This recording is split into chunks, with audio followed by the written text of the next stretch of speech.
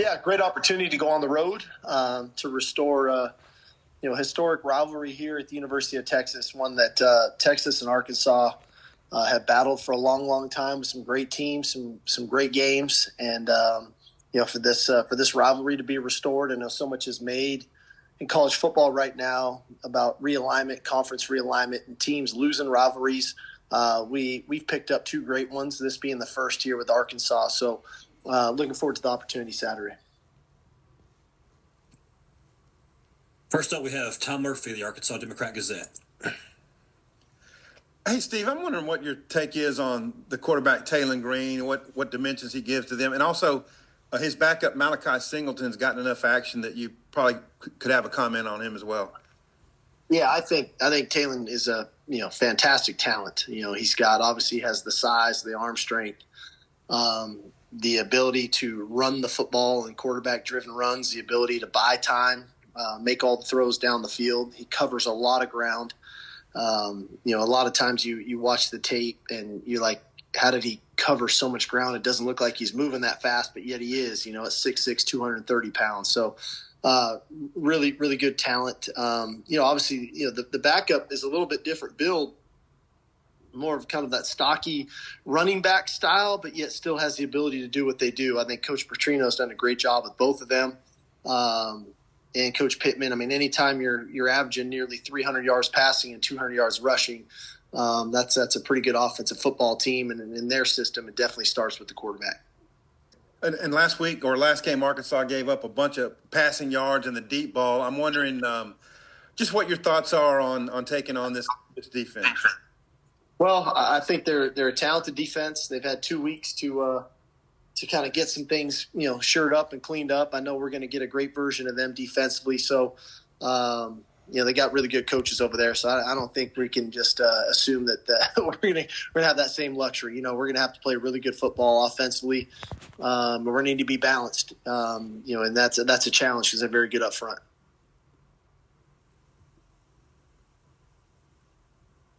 Next is Steve Moulton, WZZN. Hey, Coach. Hope you're doing well today, sir. Thank you. I heard you earlier in the on Monday mention about maybe not pivoting towards former players talking because of the emotions that they have. How do you walk that line of who you want to talk to your team during a season, Coach? I like to lean towards me. That's not to take anything away from anybody else. We've got some great people, some great speakers that we bring in throughout the summer, throughout training camp to speak to our team and do a fantastic job. But when the season rolls around, I think the consistent messaging throughout the fall is important, and that our players understand why we're talking about specific things on certain weeks. So generally, I'm the one that talks to our team from a motivational standpoint. Now, the players talk as well, so I give them that credit. But I do think that the messaging is important. But again, we rely on a lot of those outside speakers throughout the summer and throughout training camp to get ourselves ready for the season. And something Sam mentioned earlier in the teleconference, Coach, was the energy in the building there in 21. Now, I know you were on the short end of the stick, but in terms of that rivalry in the building, did you feel that intensity as well back in 21 in Fayetteville, Coach? Yeah, I'm not sure if there was even a stick for us to get a short end of at night. We got our ass whooped, so hopefully we play better Saturday. Thank you, Coach.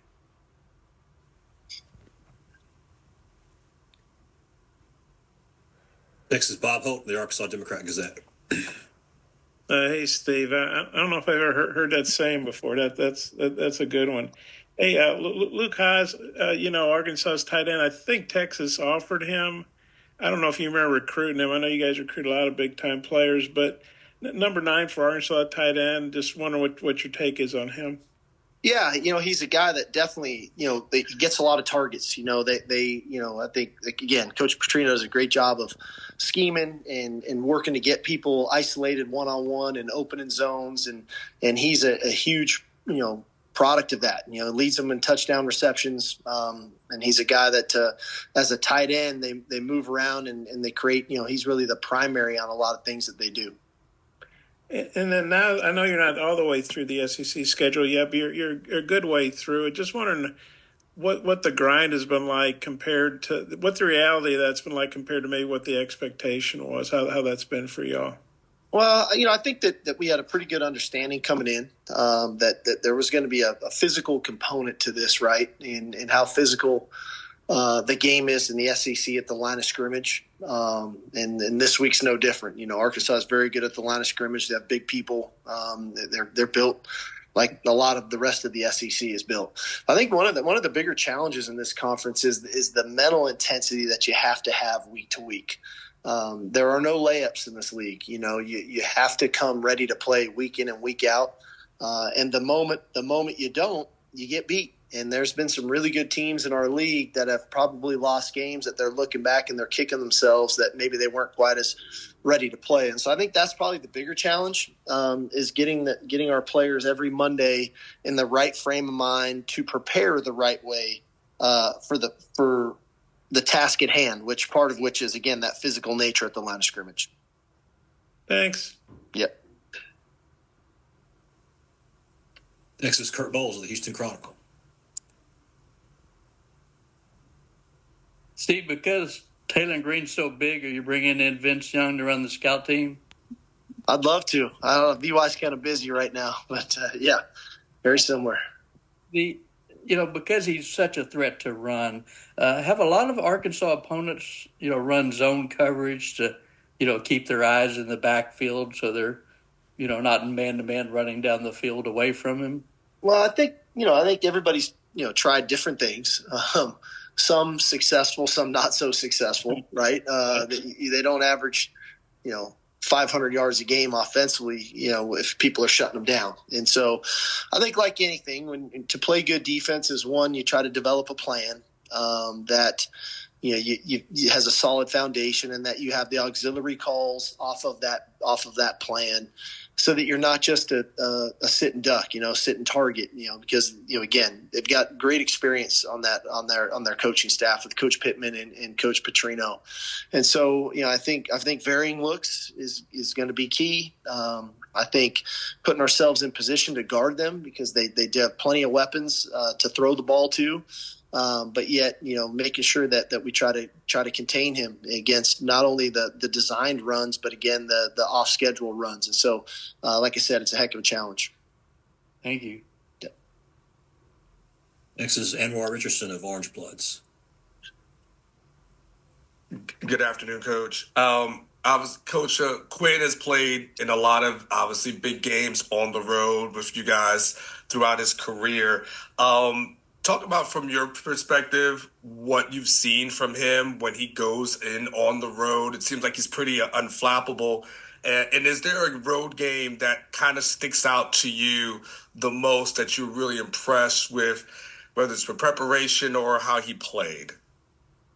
Well, I think his general demeanor is helpful when you go on the road. Quinn is a very calm, cool customer.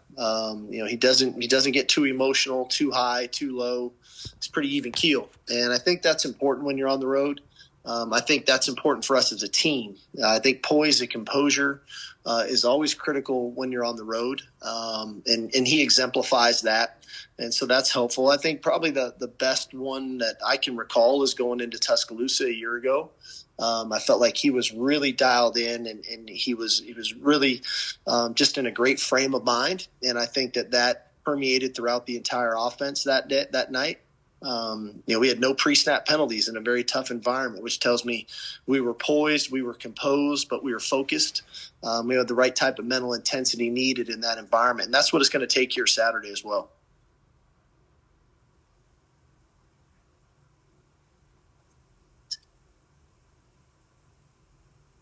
Next is Chip Brown of Horns 24/7.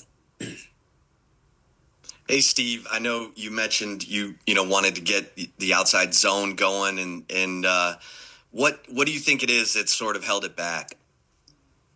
We're just not in sync, and like any style of running game that you have, timing and being in sync is really important, and confidence is really important. And so whether it's angles on blocks, whether it's run timing with the running back and the offensive line, whether it's vision by the runners, whether it's our combination of blocks on the front side, our combination of blocks on the back side. It just hasn't quite been in sync. And so, it's like anything, we've got to emphasize it more. We've got to put in the time and the effort, which I think that we're doing.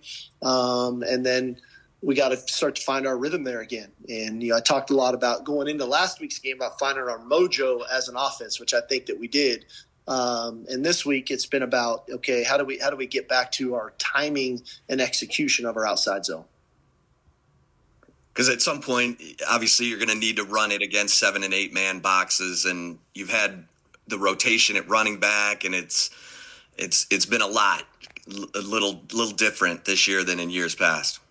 I'm not sure what you're asking me. Well, that's how difficult has it been to have the rotation at running back and trying to sync everything up, and knowing that to kill the clock late in the game, you're going to have to run it against 7 and 8 man boxes. Or we can throw it. I still don't know what you're asking me. But next question. Coach, that's all your time. So thank you today. Thank you.